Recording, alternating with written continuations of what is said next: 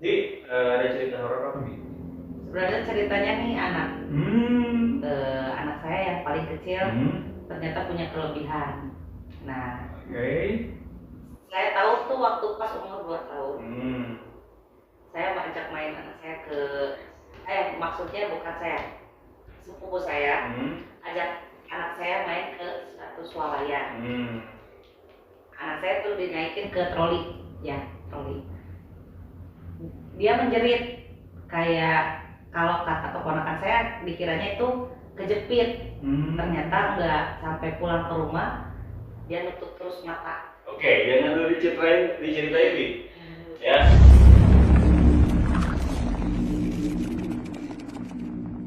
Assalamualaikum guys, salam balik lagi bareng gue Fikri Taufik di channel Gudang Misteri, dan sekarang gue kedatangan salah satu narasumber. Beliau adalah seorang makeup artist. Gue ketemu beliau itu di proyek film layar lebar, judulnya Sarifah Legenda Kuai Merah. Boleh kenalan dulu? Ya. Nah, nama saya Renata. Saya aktivitas sehari-hari emang make up. Muak. Iya, muak. Bisa dibilang muak. Nah, saya enaknya manggil apa? Kalau di make up saya emang Bibi. Bibi aja, biar lebih enak. Siap. Jadi, ada cerita horor apa nih? Sebenarnya ceritanya nih anak saya yang paling kecil ternyata punya kelebihan. Nah, Oke. saya tahu tuh waktu pas umur 2 tahun. Saya ajak main anak saya maksudnya bukan saya, sepupu saya ajak anak saya main ke satu swalayan. Anak saya tuh dinaikin ke troli. Dia menjerit kayak, kalau kata keponakan saya dikiranya itu kejepit. Ternyata enggak, sampai pulang ke rumah dia nutup terus mata. Oke, jangan dulu diceritain Bi. Ya. Buat kalian yang bisa pengen menjadi narasumber kayak Bibi Renata, bisa DM ke Instagramnya Gudang Misteri, gudangmisteri.official, dan jangan lupa di subscribe. Oke Bi, silakan. Gimana ceritanya Bi? Setelah itu pulanglah ke rumah. Keponakan saya bilang mungkin kejepit. Saya tanya nih ke anak saya, baru umur 2 tahun, dia nggak ngomong sama sekali. Oke. Dia tetap menutup mata. Saya kira kan karena sinar lampu juga waktu tidur saya matiin, tetap aja masih menutup matanya. Saya heran, kok anak saya gini terus kan? Akhirnya saya punya inisiatif bahwa yang bisa kan, yang pintar. Katanya sih, kalau kata yang tahu itu, anak saya lihat sosok tinggi besar yang ada di suaranya itu. Oke. Nah, dari sana ternyata anak saya sampai sekarang umur 8 tahun bisa berkomunikasi dengan makhluk lah ya gitu. Itu gimana aja ceritanya Bi? Bisa dirunut nggak kira-kira? Setelah itu anak saya kan sedikit-sedikit kalau dibawa ke mana dia pasti tahu. Ada apa? Kalau kayak yang lebih kayak yang jorok atau yang seram gitu, Negatif lah. dia pasti nunduk. Tapi kalau kayak yang biasa aja dia kayak ngobrol. Saya aneh, kok anak saya ngomong sendiri. Nah, ternyata emang ada sosok itu mungkin ya. Dari sana saya kan pindah ke suatu perumahan. Nah, di perumahan itu anak saya pun sama kayak yang lempar-lempar itu, takut, awas gitu kan. Awas saya kirain apa, malam-malam kan. Saya tanya, karena anak saya emang udah mulai dewasa, tanya ada apa gitu kan.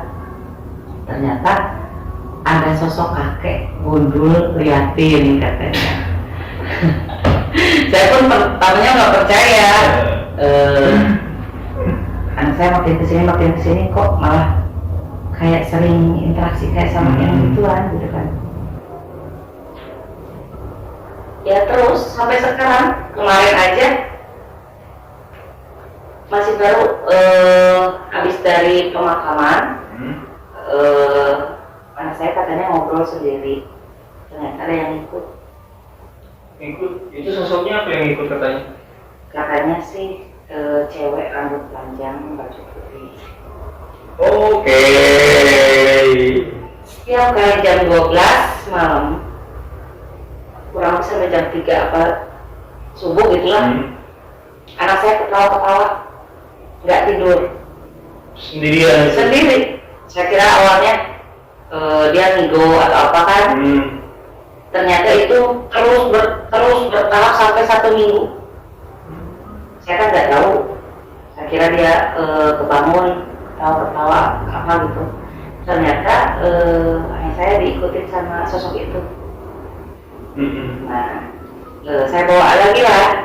Kasihan juga soalnya anak saya pas akhir bilang gini, sebenarnya saya nggak mau nih ketawa-ketawa gini, capek. Aku maunya tidur, mau istirahat. Tapi ini maksa terus buat nemenin gitu kan, ketawa terus. Nah, saya bawa lagi lah ke yang bisa kan, kasihan juga anak saya. Ternyata kata yang pinternya itu anak saya tuh ke sebut kuat, soalnya ini udah ngikutnya lama gitu kan. Nah, sampai anak saya bilang ini mah panas kayak yang habis disetrika. Si punggung tuh mungkin dipindahkan atau gimana nggak tahu. Panas dia bilang, panas banget, panas. Saya sampai panas gitu kan, panas. Ini di sini katanya. Sampai sekarang saya mau makan yang nggak berani bawa anak saya main. Soalnya saya juga takut, kasihan juga ke anak saya gitu kan. Kalau lihat sosok dia pasti kayak yang ketakutan.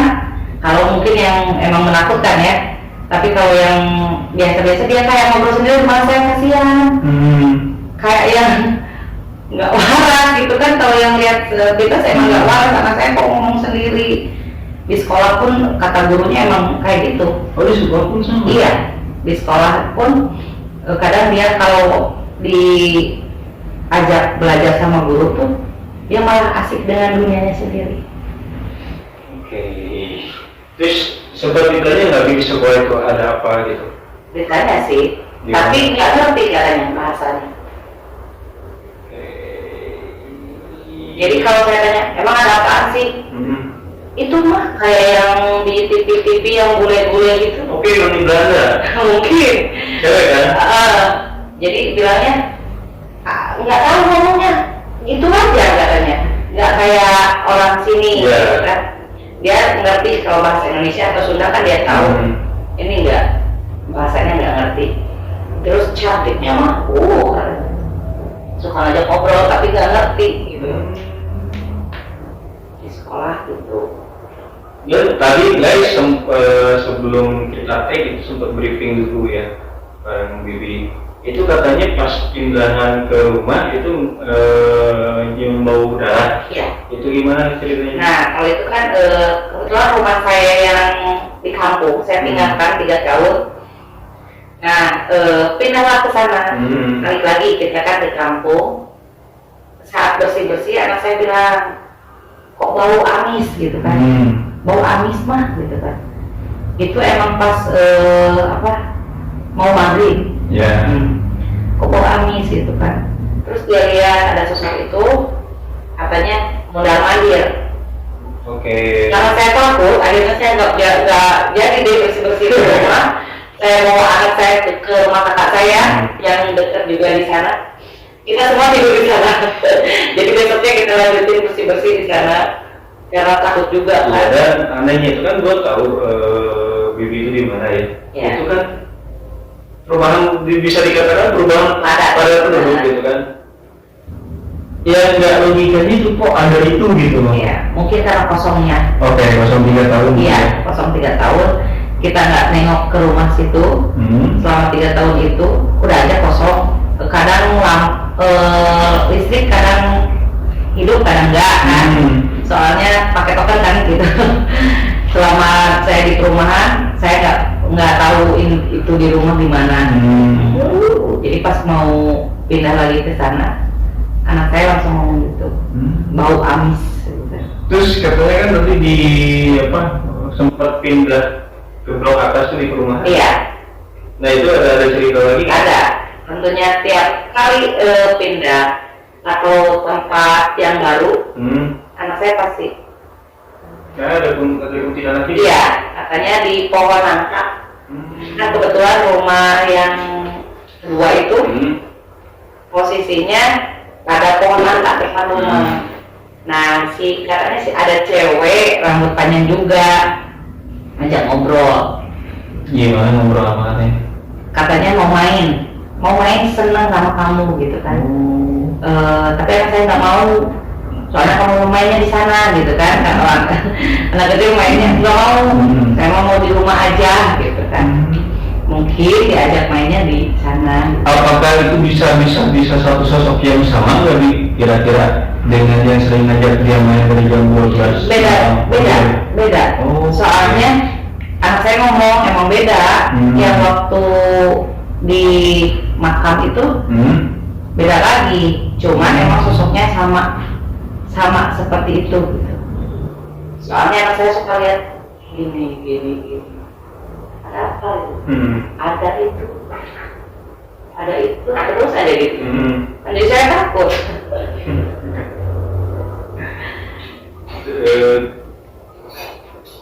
Anaknya kan polos banget ya Bu. Iya.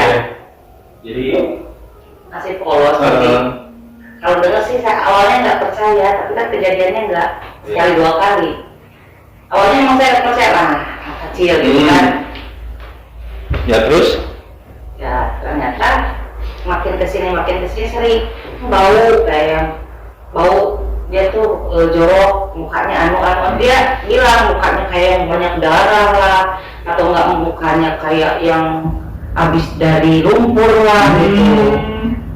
Tapi kalau yang kayak seumuran dia main biasa, kayak main gitu, interaksi ngobrol, main kayak gitu. Nah terus yang kedua ada yang menarik juga, katanya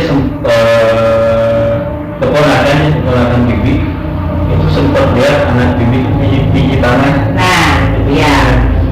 Itu kan waktu itu ke makam neneknya ya, sama sepupu yang lain. Ada seumuran anak saya juga. Kok kamu megang-megang tangan, pijit-pijit tangan ngapain gitu kan? Terus dia bilang apaan kanan?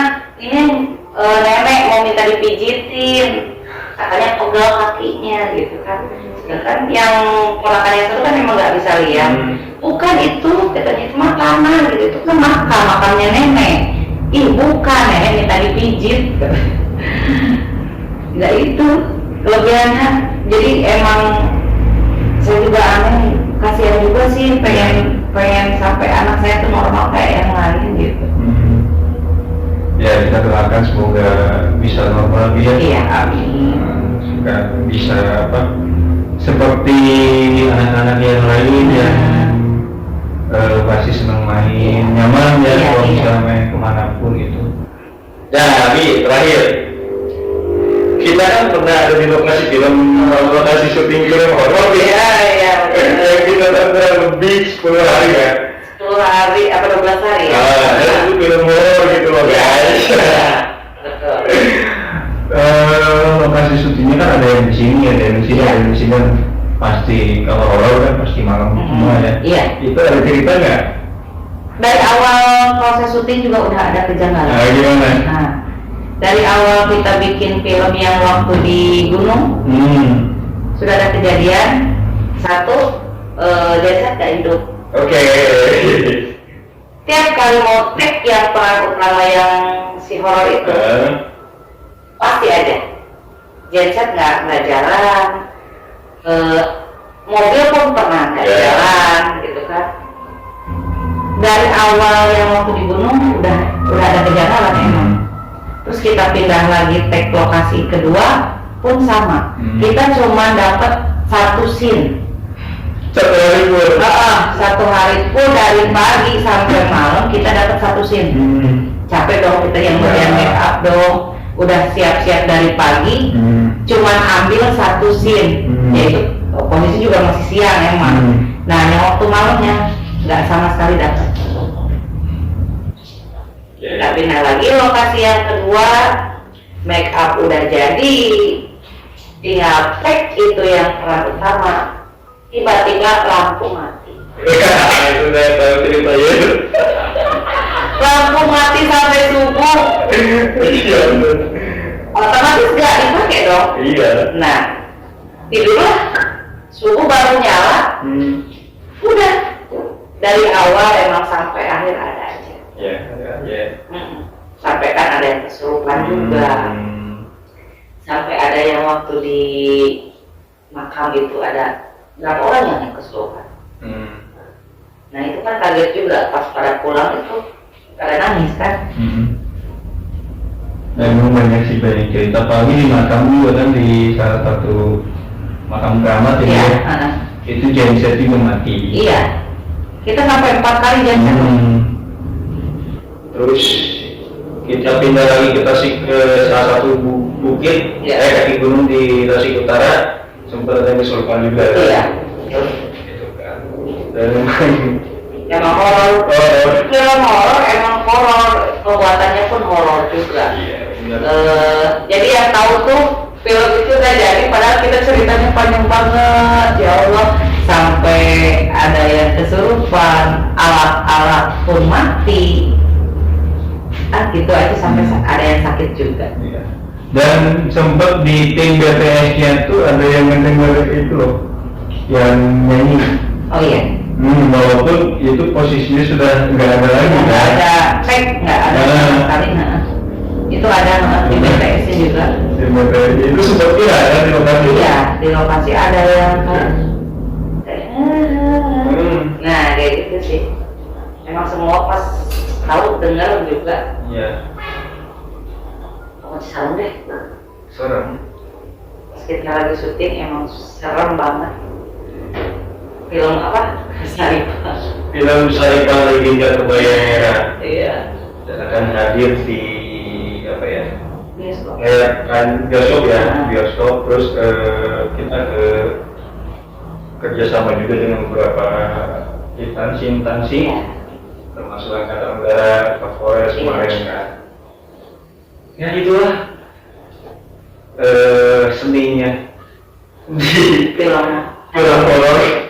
Emang kebetulan saya baru kali ini ikut ke film horor. Awalnya kita make up biasa lah, film drama. Nah, barunya diceritain pas make up si itu pemeran utama. Iya, pas peran utama itu waktu pertama kali bikin kan kata produser, tolong dibikinin make upnya yang sebelah rusak. Yang sebelahnya cantik. Dengan refleksnya kok saya bisa langsung bikin semirip, katanya sih, kan saya emang nggak tahu juga, mirip sama sosok asli yang ada di sana. Ya, nah guys, memang for your information, film ini itu diadaptasi dari sebuah legenda yang ada di Tasikmalaya Utara, Dan memang itu kenyataan. Itu yang sering ya orang bilang sih, daerah kekuasaannya itu dari Gentong ya, mulai dari Gentong sampai ke Jamanis. Iya. Ya kan, makanya sering ada teror di sana untuk para pengendara gitu loh. Nah, buat kalian yang misalnya mau mendengarkan cerita gitu kan, atau dari tim-tim yang lain, nanti mungkin gue bisa manggil teman, bisa undang teman-teman, apakah eksekutif produsernya atau sutradaranya atau bahkan kameramen atau bahkan pembuatannya. 1000 komen. Buat kalian 1000 komen. Lalu kita tayang. Itu dia. Oke, ada pesan nggak buat teman-teman? Nah, apa aja pesannya? Apa ya? Terutama jaga sikap, jaga diri agar kita makin makin kuat lah. Nah, Jaga hati juga kan? jaga hati, jangan lirik kanan kiri. Intinya semuanya Oke. sehat. Oke. Kalau misalnya ini ada teman-teman yang pengen masih dengar cerita Bibi ya, nanya-nanya ke Bibi, itu gimana Bi? Instagramnya? Rayakin nanti. Kayak nanti TikToknya pun sama layak nanti. Oke, nanti di deskripsi dimunculkan. Oke, terima kasih Bibi Ya. Kinan Renata udah mau mampir ke podcast yang ala kadarnya. Oke. Terima kasih juga udah mengundang saya. Siap. Dari pengalaman anak saya, tentunya, dan dari pengalaman kemarin bikin film Sarifan juga. Seseram apapun cerita horor kalian akan lebih seram kalau misalnya kalian tidak punya duit. Setuju nggak? Setuju. Terima kasih. Assalamualaikum warahmatullahi wabarakatuh. Salam Rasul.